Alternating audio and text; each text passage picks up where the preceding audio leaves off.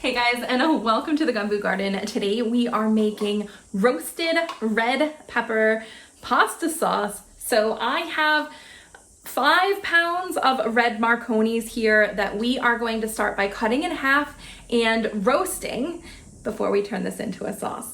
We're going to preheat the oven to 230 degrees Celsius. Then we're gonna go ahead and chop all of these peppers in half. Now, I'm not de-seeding them or anything like that now. Once they're roasted, then we'll take the seeds and the skin off. When they're ready to come out of the oven, we're going to steam them, which means we're just popping them into a bowl, and we're gonna cover this with saran wrap so that they can steam for 10 minutes or so until it's easier to pull the skins off of them. They'll also cool down in this time, which will make them easier to handle as well.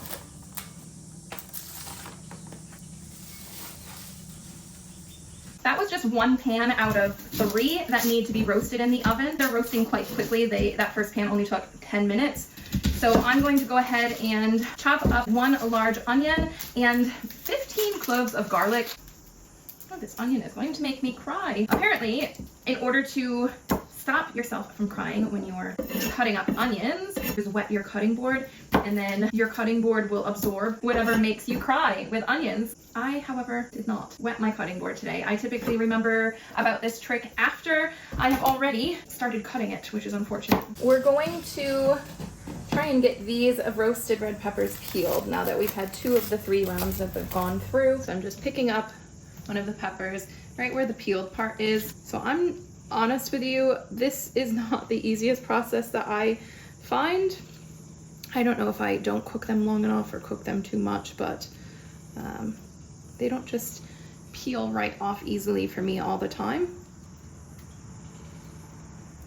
Once I have that, I'm just pulling out that top bit.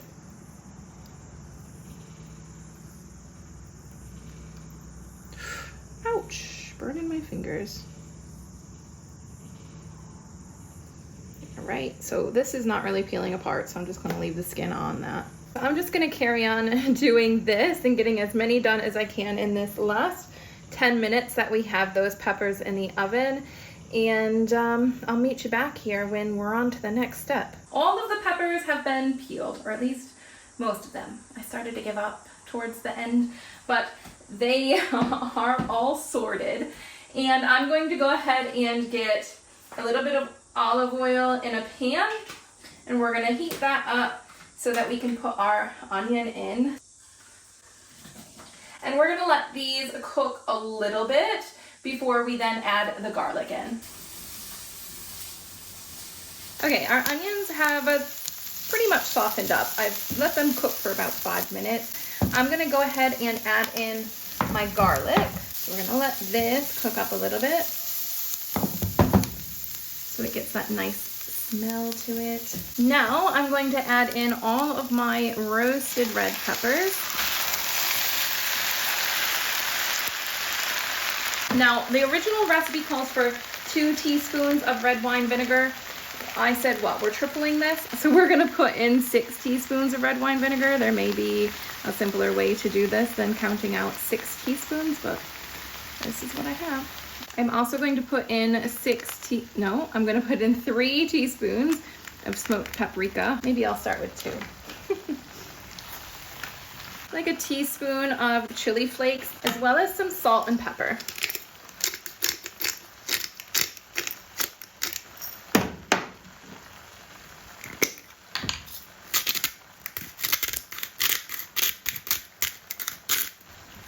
We're gonna mix this up again. I'm just going to reduce the heat down to low, and I'm gonna let this simmer for about 10 minutes. Okay, we can see that we've been letting it simmer for 10 minutes, so it's darkened up a little bit. Some of the juices have come out. It's gotten a bit softer. We are going to turn this off for the moment and transfer this over to a blender. And we're gonna go ahead and give this a whirl in the blender. And when you're blending hot things, you just need to be careful that it's not going to build up too much pressure inside. That's why I've had the cover on, but I haven't had this piece in it. But I will put it in just tilted to the side as we start, just so the steam can come out still, but it doesn't splash me. I'm just gonna check to see, yeah, we've got this nice and creamy sauce in here. I can show you. And I'm gonna go ahead and put it back onto the stove. Look how beautiful and red and creamy this looks.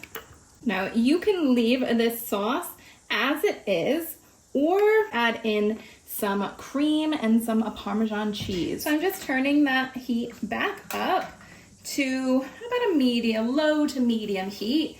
And I'm going to put in, oh gosh, I'm not sure yet how much I want to put in. That's about 3/4 of a cup of cream here. We're gonna let this heat up and all mix together. Probably should add in the cream a little bit at a time, not just pour it all in like I did. So now this is just taking our sauce down from that deep, dark red and rich and thick sauce to a creamier, orangey sauce that maybe isn't quite so rich. The sauce is still very thick. I'm gonna go ahead and add in the rest of that cream. So we've added in a total of 1 cup of cream. You can add in more or less depending on how you like it. This is way more than we need for 1 serving. I am going to put all of the excess into the freezer. For the best quality, you probably want to put it into the freezer before you put the cream and the Parmesan in there, but it will be fine. And then I'm gonna stir in about 1/2 cup of grated Parmesan. And here is my finished plate. I have my pasta with my, I just need to make sure it's not falling off, with my red pepper sauce. I sprinkled some extra Parmesan cheese on the top and some basil, and I can't wait to dig in.